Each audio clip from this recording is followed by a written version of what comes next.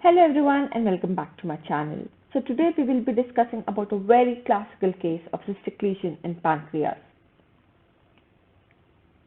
Before I show you the case, let us understand what are the differentials we should think about when we see a cystic lesion of pancreas.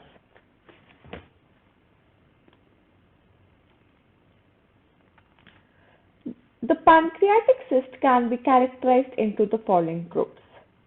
We have the pseudocyst, then the common cystic neoplasms like IPMN, which is the intraductal papillary mucinous neoplasm, serous cystic neoplasm, and mucinous cystic neoplasm.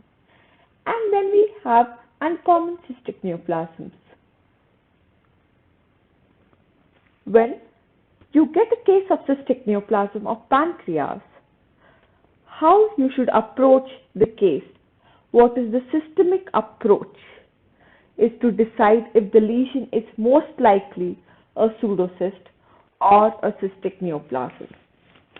So if the patient presents with any history of pancreatitis, let it be chronic or acute, or any history of trauma, alcohol abuse, cholelithiasis, you should think of pseudocyst as the primary differential.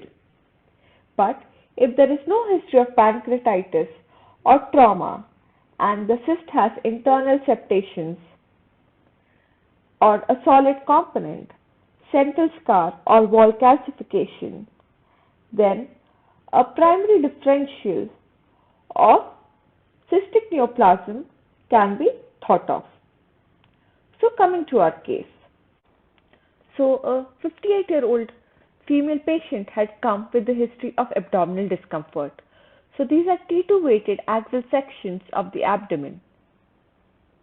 Here we see the pancreas is showing age-related mild atrophy, and we see sludge within the gallbladder.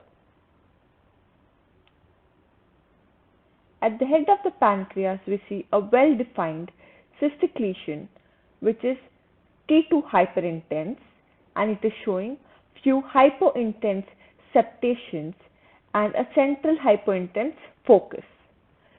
This is giving the lesion a stellate appearance. We see that this lesion does not have any communication with the main pancreatic duct, and the main pancreatic duct is within normal limits. So this lesion on T1 was hypointense as it was a cyst. On delayed images we saw, like we can see lots of respiratory artifacts. On delayed images we saw that there is mild enhancement of the internal septations, and no solid component was appreciated within this lesion. So a diagnosis of serous cystadenoma of pancreas was given. So this is a very beautiful chart which is depicting the different cystic neoplasms which we can see in pancreas. So first we have the serous cystic neoplasm of the pancreas, which is a benign lesion, and it is most commonly seen in elderly female around 60 to 70 years old.